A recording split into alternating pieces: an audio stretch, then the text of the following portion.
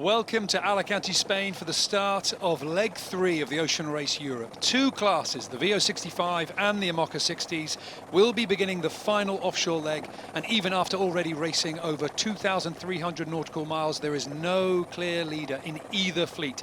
So, Abby, I mean, let's talk about, there's lots of battles here, but for Mercury Foundation Racing Team, I mean, how many boats have you got to keep your eye on, or is it just a case of our boat, our weather and our plan? I think the latter now. I mean, it really is going to be a lottery, this leg, and it's all about staying in the breeze. And as Liz Wardley and Chris Nicholson have said earlier in interviews, it's not about straight line speed or manoeuvres. This is really about staying in the breeze and just keeping the boat moving. So it really is all to play for. Up towards Mark 1, the Alicante leaving mark. Then we get into something a little bit interesting.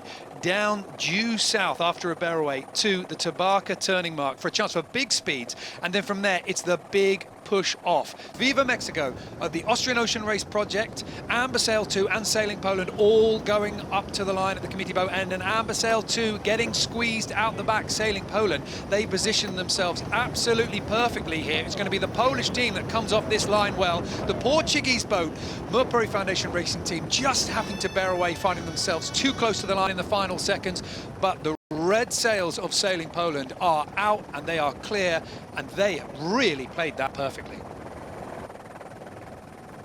Childhood 1 tacking, they were slightly down pace off that line anyway, and there's some big names on this boat. Simeon Team Point as the skipper, Gerjan Portman as well, but actually it's the youngsters, it's the new names that are taking control of this boat. The big named sailors have very much been standing back and letting them make their own mistakes, but also take their own victories as well. That's Viva Mexico going behind them now by a good way. And I mean, 600 miles, you'd think, well, what does it really matter? But you know better than I do just how close the finishes can be over, well, longer legs than 600 miles.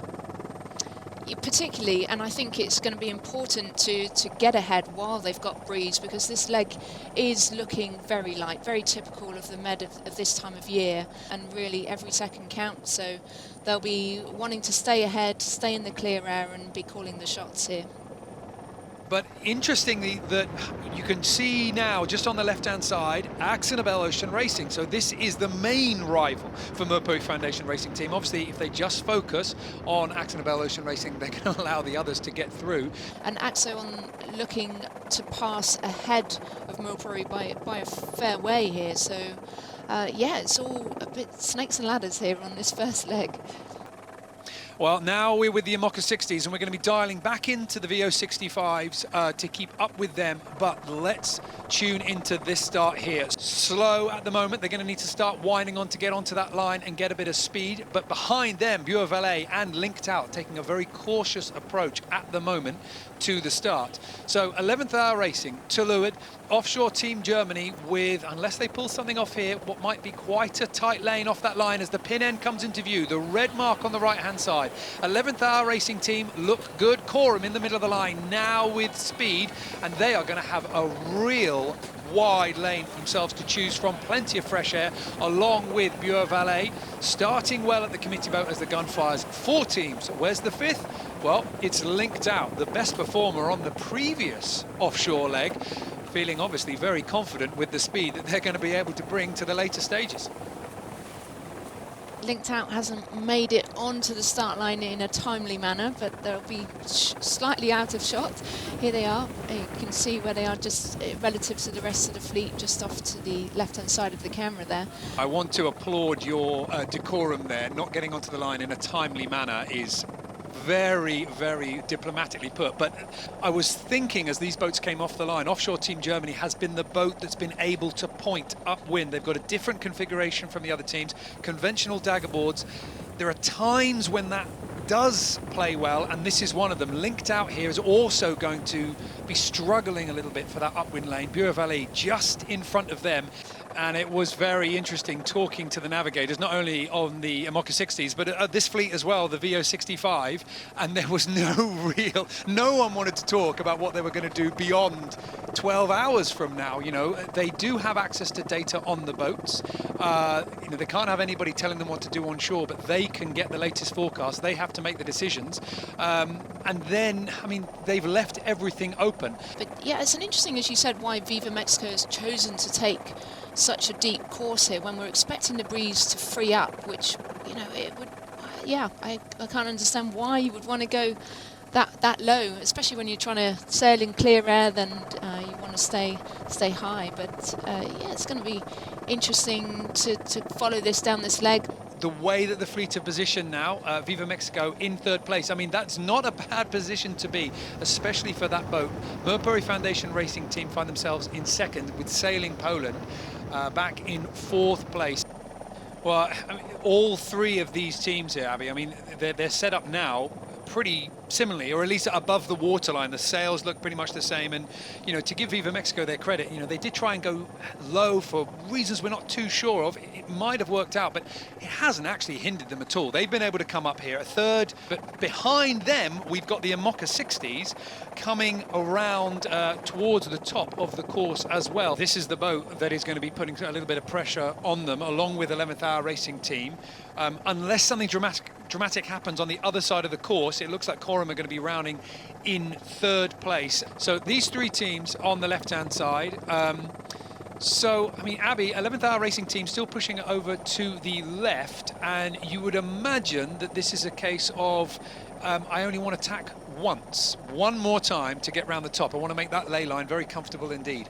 Big crucial moment coming up, and you can see Robert Stanjek, the skipper, helming to leeward, giving him a good view of the jib, but also allowing him to keep one eye on 11th Hour Racing. Now as the breeze comes up, he makes his move to windward. So the lead at the moment with Robert Stanjek and Offshore Team Germany. The upwind, medium power section of this start has proved very profitable for this boat here. I mean, we don't want to put it all on the design, because this is a good, strong set of sailors on board this boat. That is a crash helmet there for Coram. Marie Roux, the French Olympian in the NACRA class. Seb Joss, the navigator, just to the right. And interesting, in this boat, we have the comms unit. I mean, maybe that's the reason why we're wearing the big helmet there for Marie Roux, but they're able to talk to each other, even though they're packed in like sardines. It's a very loud boat. So now they start putting up their downwind sail as they go round that windward mark. It is a very strong start to the final offshore leg for Offshore Team Germany. They needed this upwind section to work well for them, and it has. And that is absolutely crucial for this team's hope of an overall victory. And just behind them, 11th Hour Racing and Coram. Abby, this is the manoeuvre that I was talking about. This is going to be the tack, bear away, shall we say, handbrake turn. The big question is what's happening just off our screen below the picture, because coming in underneath them are two teams that haven't had to dip their speed just as the Americans had to do here. However, a second place rounding for 11th Hour Racing Team is strong, and it is again a very good start to this leg, especially for a team going upwind with basically sailing with your daggerboard halfway up on your laser. I mean, that's how Mark Towell, the CEO of 11th Hour Racing Team, put it. And they will be very pleased to not be in this melee here. Coram coming in on starboard, Buer-Valet coming in on port. The two French boats locking horns. It looks like Buer-Valet are going to be able to get round cleanly across the bows of Coram, and that's pretty good news, because Coram coming in on starboard as the inside boat as well would be able to force a little bit of room there. They would be able to take it, but it looks like Buer-Valet, I mean, maybe they even counted that in. They've left that room if they needed it, but they don't. That is what we're not used to seeing in the Imoka 60s. I mean, that was actually pretty close. This is going to be a major test right now of three different Imoka 60s, latest generation boats, very, very different foils indeed. Does it go through your mind at this point, do you know what, I'm working pretty hard here on this pedestal, maybe I should save a little bit back for what's to come? Yeah, difficult question. I mean, it's hard to hold back. I mean, when you're in this sort of under pressure situation, you're going to be giving it everything you can to hold on to your position. And they're going to have to keep doing that for, well, not hours, days here. That is going to bring our coverage here of the start of leg 3 to a close. We hope you enjoyed it. And these teams and the challenges ahead have only just begun.